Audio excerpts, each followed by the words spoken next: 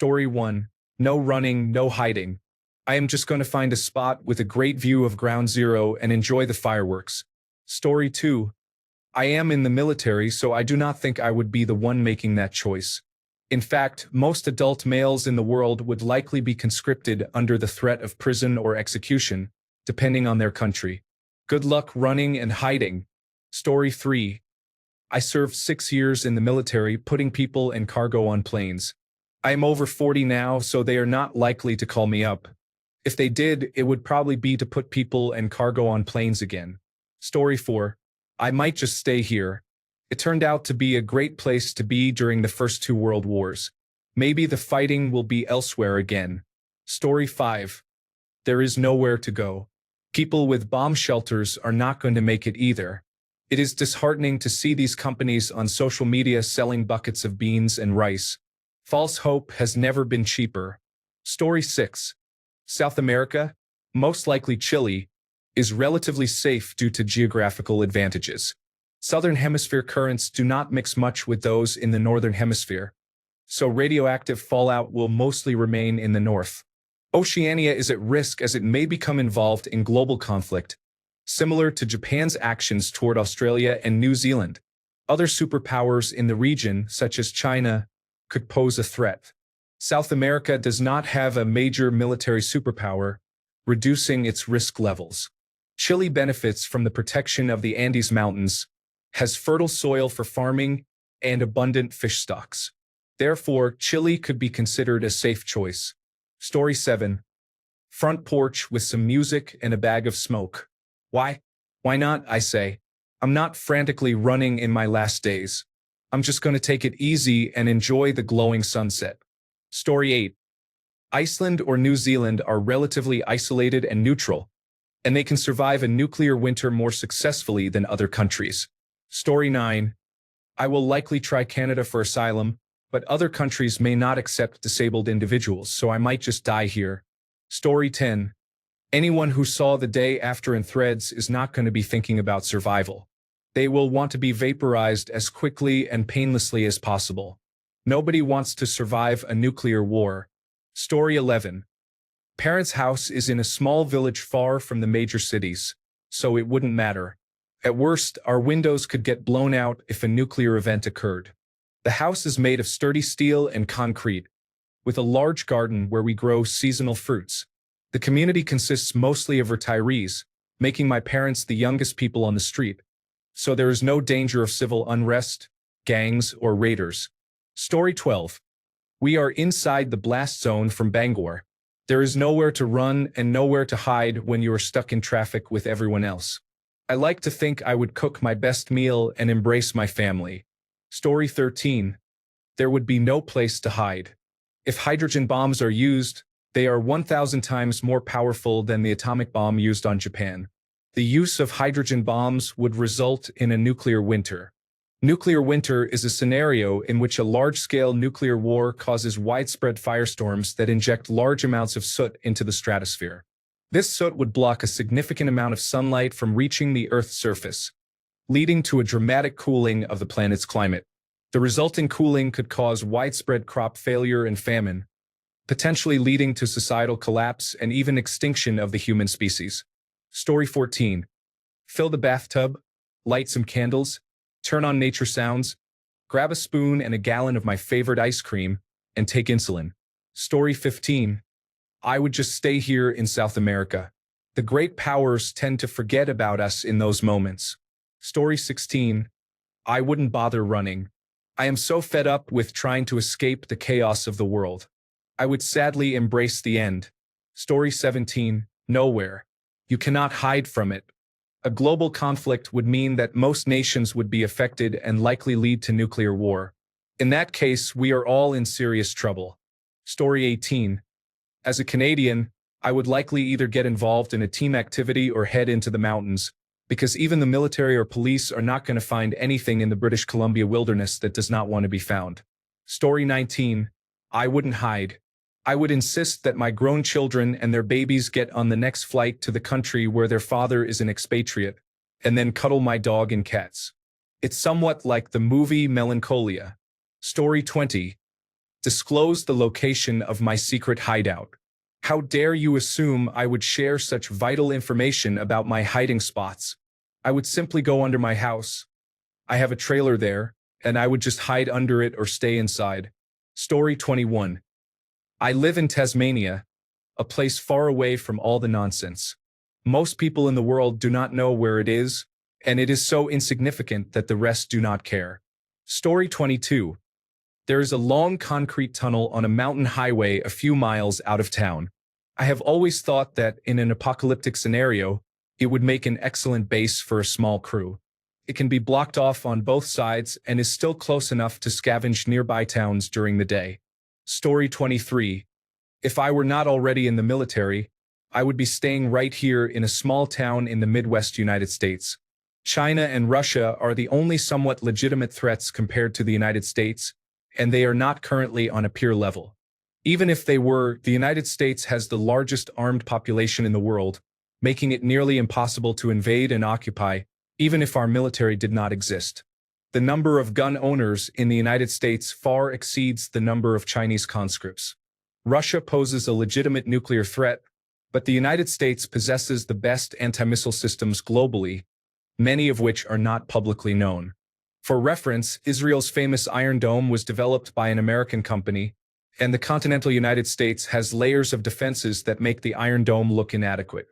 Even if a significant number of nuclear weapons were to penetrate those defenses, I live deep in corn country. The nearest city that could be considered a target is over an hour's drive away, and I have an enclosed basement. Nothing short of an alien invasion is likely to impact the heart of the United States. Story 24. Maybe the Pitcairn Islands seem far enough out of the way and not particularly important. There are not many people, and it appears to have sustainable food and water resources. Additionally, there is no airport or seaport. Alternatively, sailing around in a waterworld style could be another option. Story 25. Move my freezer, generator, large food stash, and solar equipment to my friend's place in the Maine mountains. We have already discussed this. At least we would have food, heat from the wood stove, and light. The generator will keep the cold items cold. Assuming we have time. Story 26. The Cheyenne Mountain Complex is essentially a vault from Fallout. Story 27. Just realize that the moment it starts, the government will turn its weapons on you to ensure you fight to protect them. Story 28. I wouldn't want to survive. I refuse to live in a barren wasteland fighting for everything. So I'm running to where the bombs are falling. Story 29. I live in Appalachia. If Fallout 76 has taught me anything, I just need to wait about 10 minutes, and some higher-level players will arrive with free supplies so I can fortify my own base. It should be a snap. Step 2 is probably looking for a cool outfit. Story 30. I already knew this was coming. We moved to New Zealand a year and a half ago. Good luck, kids. You are going to need it. Story 31. I would stay in the United States. Even with World War III, I am not convinced that it is guaranteed to be nuclear. We would likely see massive missile strikes back and forth, but for nuclear weapons to launch, there needs to be a significant loss of territory. It would be a big game of who can force whom to stay in their borders. Story 32. I will probably go to the recruiter and re-enlist. I am a combat veteran and have a lot of recent experience in the field. Hopefully, I can secure an advisory role. If not, my situation may be difficult. Story 33. Honestly, I would rather be under the first bomb that falls. Living in a post-apocalyptic world would be a nightmare. Story 34. I wouldn't run anywhere. I believe America is the most powerful country in the world, next to China, and that's just because China has a million-man army. Besides that, World War III would likely be a nuclear war, and everyone would be affected. Story 35. Doesn't matter unless you can turn into a cockroach. We had enough nuclear weapons to make the Earth unlivable back in the 50s. Story 36. Why hide? If it were truly as bad as people think, you wouldn't want to stick around to see the other side of things. I mean, unless you're a history enthusiast who finds interest in that. I don't think most people realize how dependent society is on both industry and the global market to provide basic needs and supplies. There would be pockets of survivors, but to what end? Existing? No, I want to go out basking in the warmth of 1,000 burning suns. Story 37. Spokane. Find the Wolverines. Why? In America, heroes are not raised. They are orphaned. In our time, no foreign army has ever occupied American soil. Story 38. Switzerland is prepared and well-equipped in case of an attack. There are many fallout shelters available.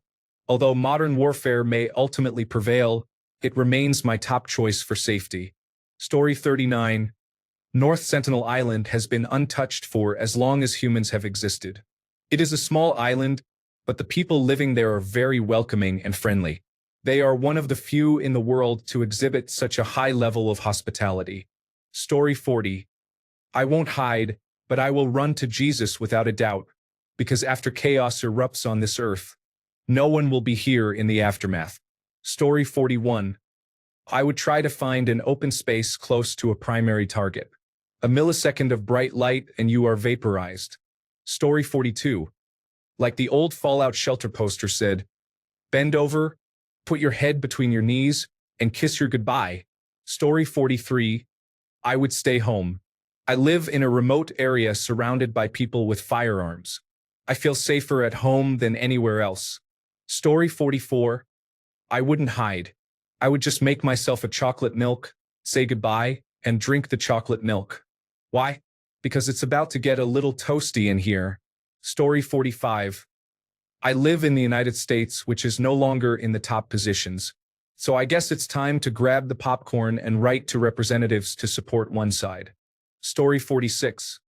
I would acquire some firearms and confront whoever was attacking us until I was defeated or we emerged victorious, but I don't believe anyone would win another world war.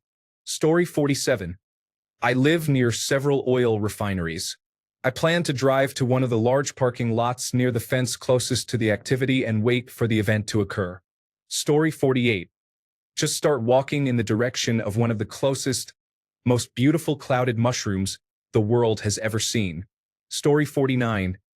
I live in the middle of a city not far from a major Air Force base. I have a feeling I will be gone before I receive notice of a draft or a war. Story 50.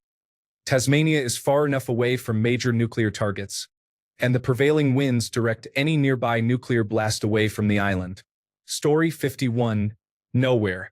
It's either die instantly or slowly suffer the effects of radiation poisoning, lack of food, and a nuclear winter. No place will be spared in the end. Story 52. We have close friends in Scotland who own several homes, and we have an open invitation to come whenever and for however long we want. Story 53. I think I would pray to get caught up in the blast and not have to deal with living in the aftermath. Story 54.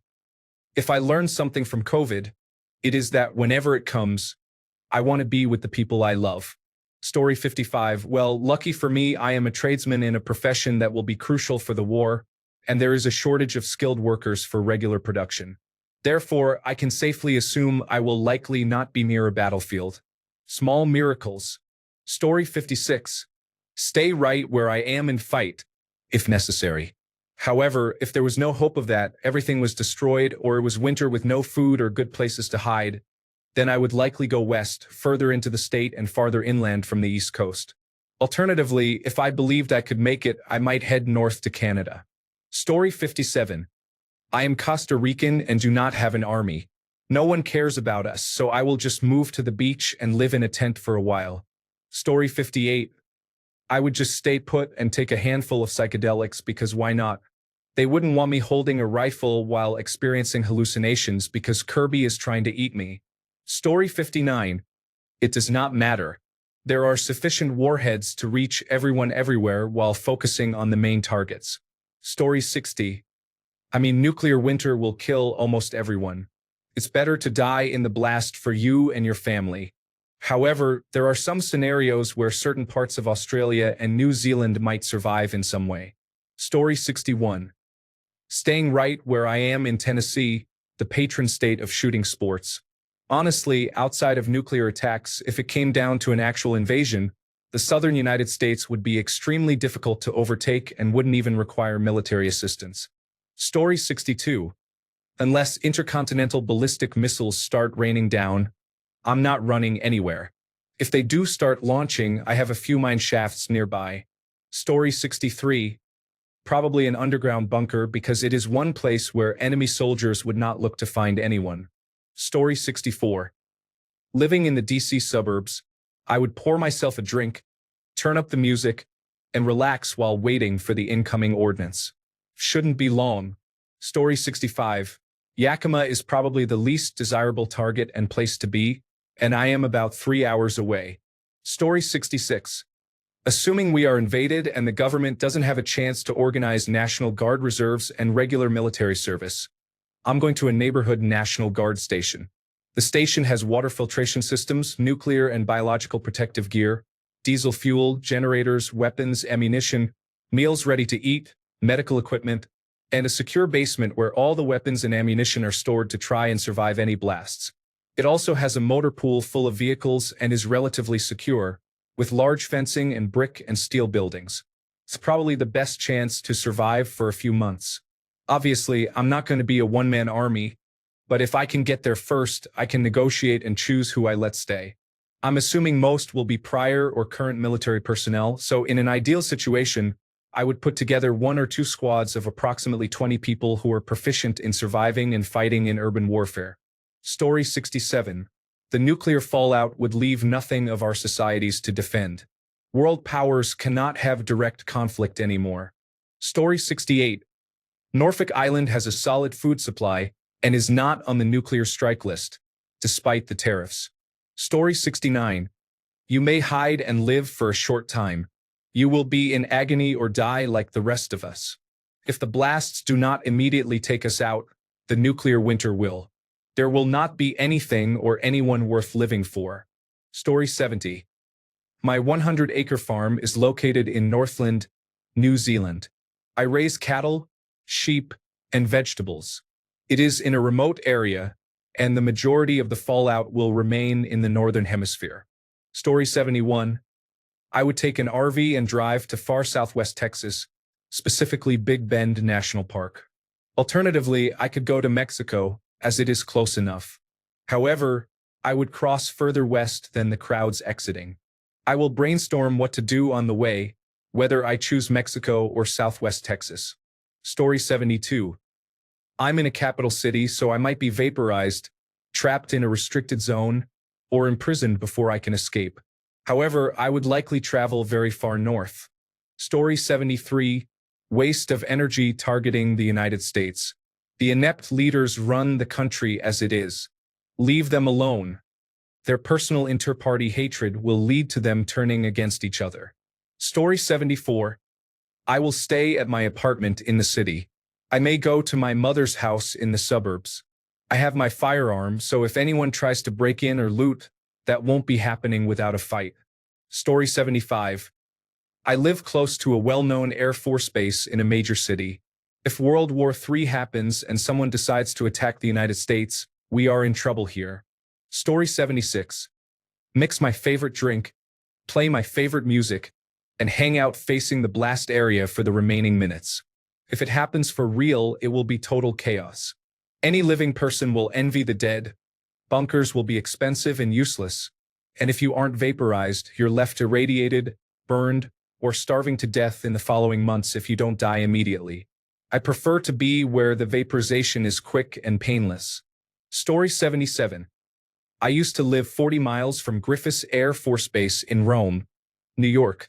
It was mothballed decades ago, but at the time it was the only strategic air command base with bombers in unrefueled range of Moscow. We grew up knowing we were first strike. Story 78. My armor is contempt. My sword is hatred. My shield is disgust. In the Emperor's name, let none survive. Story 79.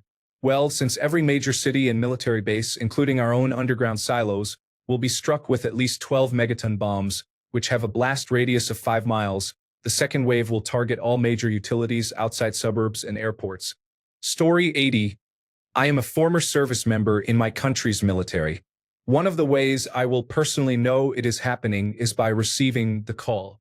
A couple of days later, I will get a haircut and a physical examination. Story 81. I find it interesting that people believe there could be a conscription. World War III will likely be over in a few hours, at most half a day. Story 82. Nowhere. There would literally be nowhere safe to go.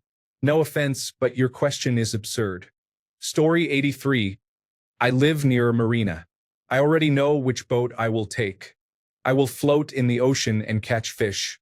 Maybe I will sail to an island that was owned by a recently deceased billionaire. I am not sure. Story 84. Stay where I am. I am far enough away from the United States that it shouldn't be an issue. Plus, I can drive 2 hours and be in the wilderness.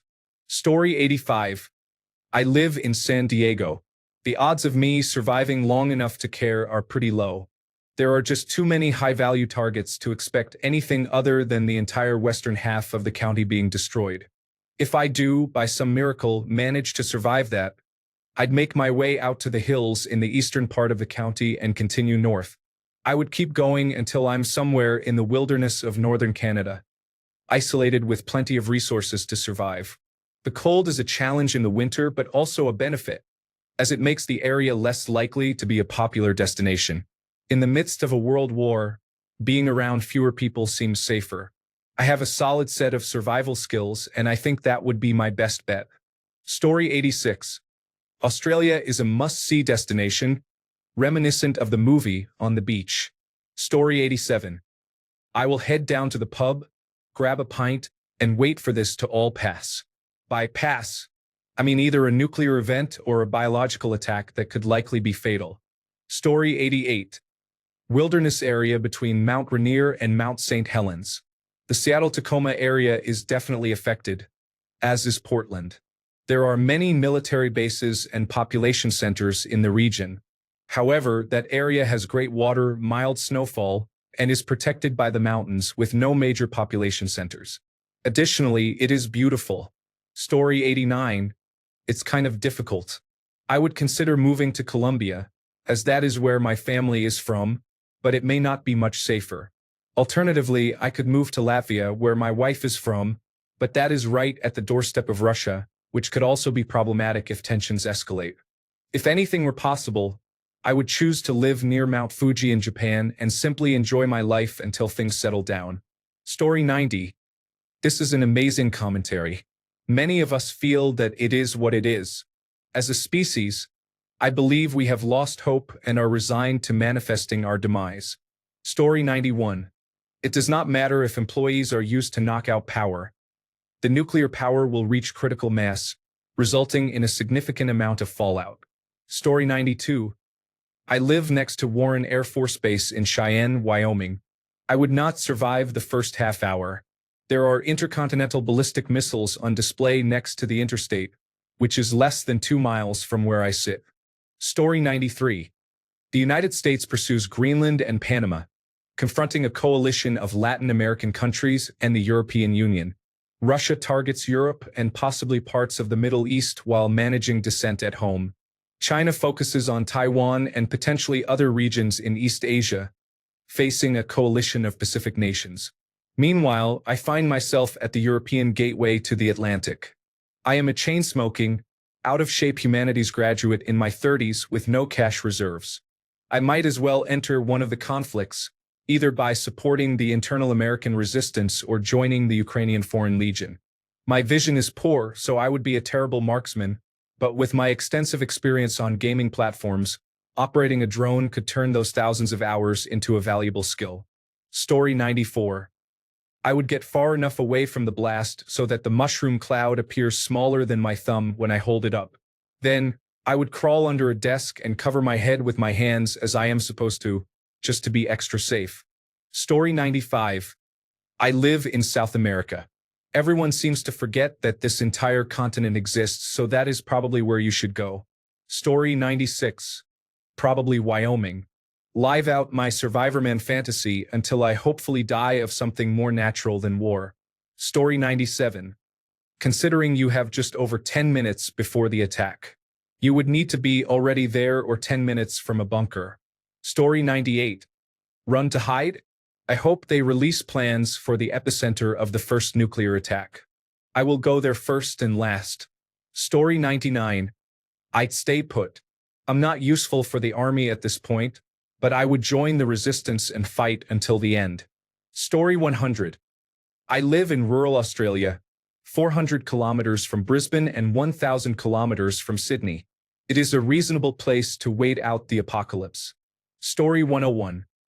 Back home in Argentina, it is unfortunate but true that no one seems to care about Latin America. Argentina is known as El Fin del Mundo, or the edge of the world. I always feel safe and shielded from the rest of the world's problems when I return home. While they have their own difficulties to handle, I never have to worry about a school or grocery store shooting. Story 102. I live very close to a double nuclear reactor. That's surprisingly comforting, as I am completely in the blast zone.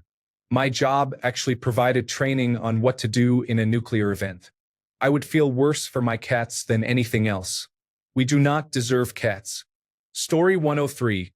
A coastal village on the east coast of Papua New Guinea or the Solomon Islands. Warm all year round, with plenty of fresh water, homegrown fruit, vegetables, and fish. Story 104.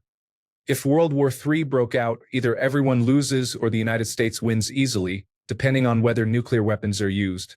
No group of militaries in the world can stand up to ours for more than a few weeks, assuming we are not invading other countries. Story 105. Unless the war somehow did not resolve in nuclear destruction, I do not think I would want to survive it. Story 106. I live with my wife and daughter in a rural part of central eastern Thailand, and I think we will stay here. Any exchanges between the major powers would be well north of us. Story 107. I am in Los Angeles. Honestly, I will probably go to my balcony, open a cold drink, and watch the fireworks until it is my time. Story 108. Switzerland. For some reason, nobody enters its territory. I think it is because it is so mountainous that it is almost not worth it. Story 109. Definitely not America. You know they are going to lose and won't surrender, so they will expend every last citizen and non-citizen. Story 110. Right in the center. I don't want pain, just swish and flick. I don't think I will survive a post-apocalyptic world. Story 111. Run and hide? Why would you want to torture yourself like that? A nuclear war is coming. Head for the blast. Don't be a survivor. There are fates worse than death, and slowly starving while being eaten alive by cancer is one of them. Death is a blessing at that point. Story 112. I feel like we have experienced the Pacific Islands already, and we will not repeat that scenario, so I would head to one of those. Story 113. I live close to a strategically important Air Force base. I think I just face that direction and see if I get vaporized. It would be nice to have time to prepare with good beer and shots. Story 114. There is an almost imaginary country that rarely appears on maps. It is as remote as one can get in the world without actually disappearing from the face of the planet. I have been told that it is called New Zealand. I believe it exists because occasionally a sports team appears somewhere in the world wearing all black clothing, and they perform exceptionally well. It must exist, surely. Story 115. There was a mother-in-law unit I lived in, located in the basement of a large home, on a street that most people in the city had no idea existed. It overlooked a ravine. Nobody would have known it was there had they not been directed. Story 116. I am a New Zealand citizen, so I will just move back and live in peace with our lamb pies and mild weather. Story 117. You won't need to hide. World War III won't look like a single large war with two sides. It's already happening in parts. Regional wars, cyber attacks, trade disputes, economic coercion, and information manipulation. It's everywhere and nowhere. Fewer bombs, more algorithms. It's not about where to hide. It's about how to adapt to a world in constant low-grade conflict. Story 118. If I have time, I would sell my house and most of my belongings to live on a boat in the ocean. Depending on where the conflict is, I would determine the best location to set up camp to restock supplies. I have considerable experience with boats, so this lifestyle may not be suitable for most people. Story 119. Switzerland. I would go there if I can to eat as much of their white chocolate as possible and try on all the luxury watches. Story 120. It depends on how much warning I have regarding an attack. A couple of weeks? I'm seeing if I can get out of the country. A couple of days? I'm going into the woods and crossing my fingers. Any less than that, and I'm snuggling up with my cat and ensuring that both of our last moments are pleasant ones. Story 121. Why would I hide when I could fight? I will not stand by and do nothing while others die trying to protect our freedom. Story 122. Kerala, India. My wife's family is originally from there. That seems about as far away from this situation as we could get. And the food is so good. Story 123. I can see Cheyenne Mountain from here, so I imagine I will have an amazing but brief view of the first few moments. Story 124. Denver area here. Between Buckley Space 4 Space and Missile Silos, Lockheed Martin is just south, along with Colorado Springs Air Force Base and Cheyenne Mountain, sometimes downwind of us. Perhaps Moab? Story 125. Our team deals with chemical, biological, radiological, and nuclear threats, so I would probably end up treating patients or training others. It may not be very enjoyable. Story 126. I always had Greenland as my hideaway plan because that was literally the last country I thought would be on the front lines of World War III, but here we are. Story 127. Why would I want to run and hide? I'm not concerned with the nuclear apocalypse. I would die once my supplements run out anyway. Story 128.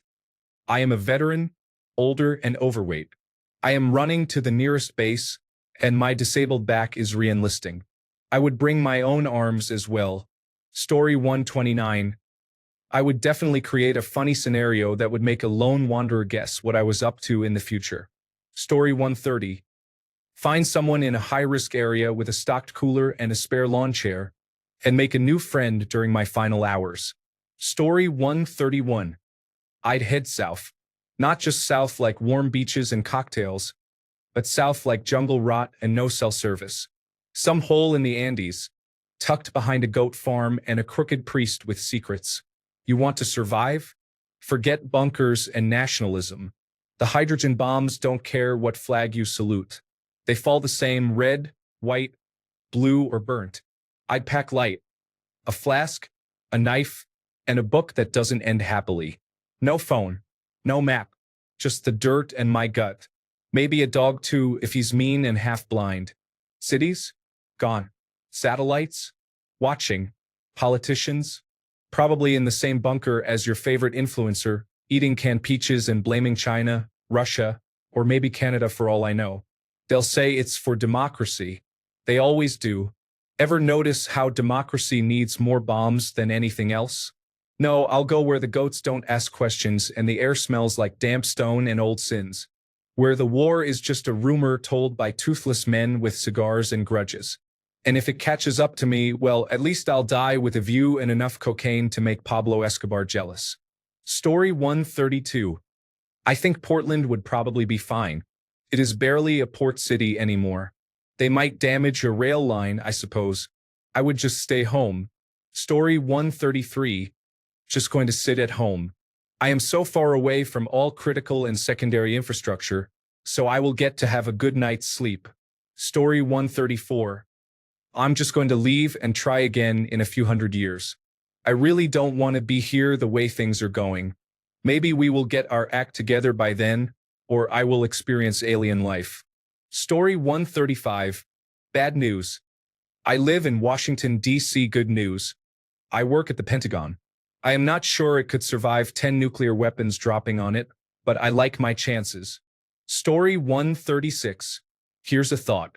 We were wrong about World War III being fought with nuclear weapons. Instead, it is fought with unnecessary tariffs. Thanks a bunch for sticking around till the end of the video. Remember to subscribe, and until next time, stay awesome and goodbye.